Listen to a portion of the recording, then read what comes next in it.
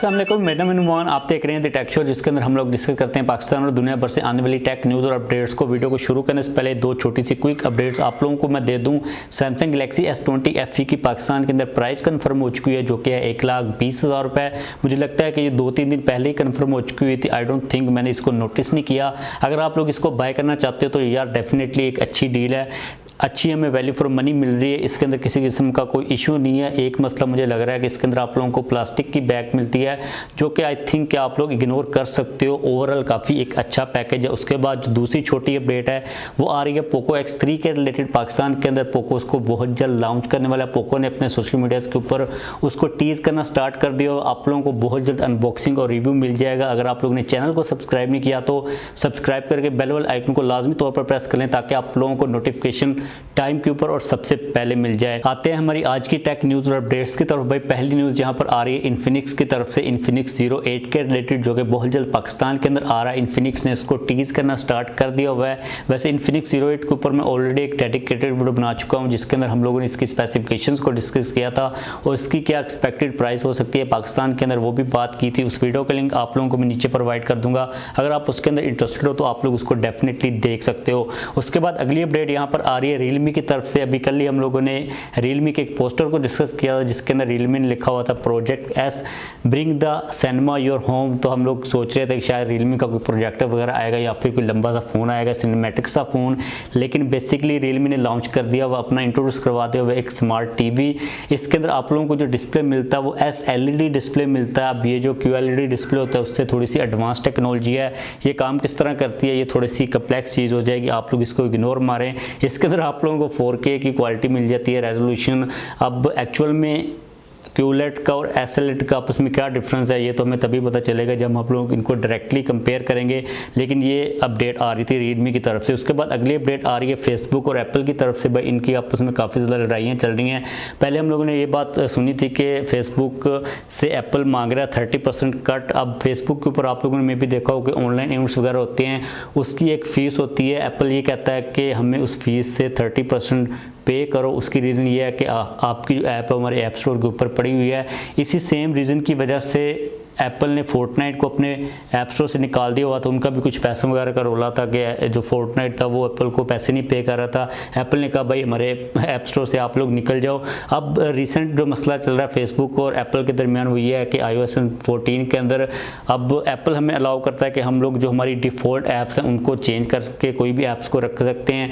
यहाँ पर जो फेसबुक का मैसेंजर है उसको ऑप्शन नहीं मिलता, तो फेसबुक वाले गुस्सा करें कि भाई हमारा जो मैसेंजर है इंस्टेंट मैसेज वगैरह, ये जो इसके अंदर आप लोग मैसेंजर को अलाउड क्यों नहीं करें कि उसको भी as a default app use किया जा सके। तो इसके बाद एप्पल की तरफ से अभी तक किसी किस्म का कोई बयान नहीं आया। आप देखते हैं कि ये मसला इनका सॉल्व होता है या फिर नहीं होता। मेरे माइंड के अंदर एक काफ़ी अजीब सी चीज़ आ रही थी कि व्हाट इफ़ अगर फेसबुक को एप्पल अपने ऐप स्टोर से ही निकाल दे तो हमें फिर वो वेबसाइट से जाकर डाउनलोड करना पड़ेगा, जैसे कि हुआवे के केस के अंदर। उसके बाद अगली अपडेट हुआवे की तरफ से ही आ रही है मेट 40 प्रो के रिलेटेड, जिसको सपोर्ट किया गया ट्रेन के अंदर।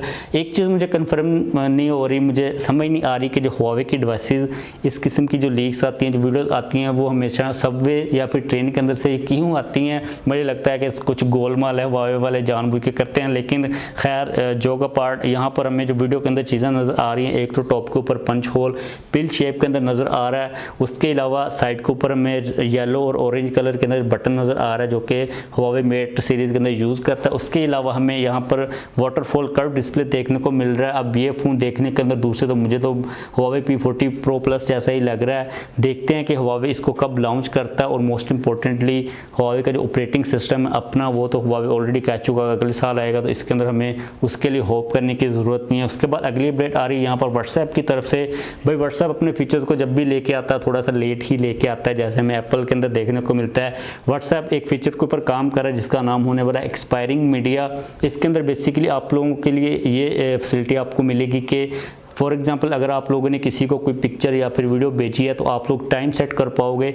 जैसे ही वो इस पिक्चर के ऊपर क्लिक करेगा तो उसको टाइमर नज़र आ जाएगा, यानी कि अगर आप लोगों ने 15 या फिर 10 सेकंड का टाइमर ऑन किया तो वो सिर्फ 10 सेकंड के लिए ही उस पिक्चर या फिर वीडियो को देख सकेगा, या फिर आपने जो भी मीडिया उनको सेंड किया उसके बाद वो ऑटोमेटिकली डिलीट हो जाएगा। अब ये वाला जो फीचर है इंस्टाग्राम और स्नैपचैट वगैरह के ऊपर ऑलरेडी मौजूद है, काफ़ी एक अच्छा फीचर है। मुझे हैरानी हो रही है कि अभी तक व्हाट्सएप वालों को इसके बारे में होश क्यों नहीं आई, क्योंकि व्हाट्सएप अगर हम लोग देखते हैं तो इंस्टेंट मैसेजिंग के अंदर सबसे टॉप के ऊपर चल रही है। उसके बाद अगली न्यूज़ यहाँ पर आ रही है सैमसंग की तरफ से। सैमसंग गैलेक्सी A72 के रिलेटेड सैमसंग इस फ़ोन के अंदर काम कर रहा है बैक साइड के ऊपर पेंटा कैमरा के ऊपर, यानी कि बैक साइड के ऊपर हमें टोटल 5 कैमराज मिलेंगे।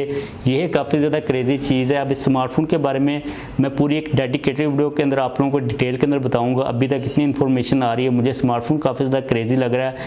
जैसे कोई नई अपडेट आती है या फिर आप लोगों को मैं बहुत जल्द इसके ऊपर एक डेडिकेटेड वीडियो बनाकर दूंगा, उसका आप लोग लाजमी तौर पर वेट कीजिएगा। उसके बाद अगली अपडेट यहाँ पर आ रही है हुआवे की तरफ से। हुआवे की नोवा 8 सीरीज़ सपोर्ट की गई है टीना के ऊपर। यहाँ पर 2 स्मार्टफोन सामने आ रहे हैं, एक है हुआवे नोवा 8 और दूसरा है नोवा 8 प्रो। जो नोवा 8 है उसके अंदर 90 हर्ट्ज का रिफ्रेश रेट होगा और 8 प्रो के अंदर हमें मिलेगा 120 हर्ट्ज का रिफ्रेश रेट। अब देखते हैं कि हुआवे इसको कब लॉन्च करता है।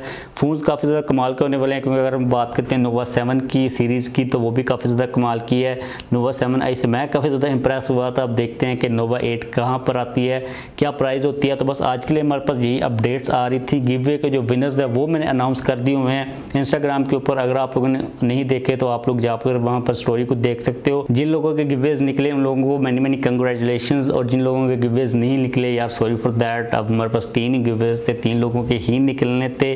जिनके गिववेज निकले उनमें से एक ने तो हमारे जो दोस्त हैं उन्होंने मुझसे कॉन्टैक्ट कर लिया हुआ है, 2 ने अभी तक नहीं किया।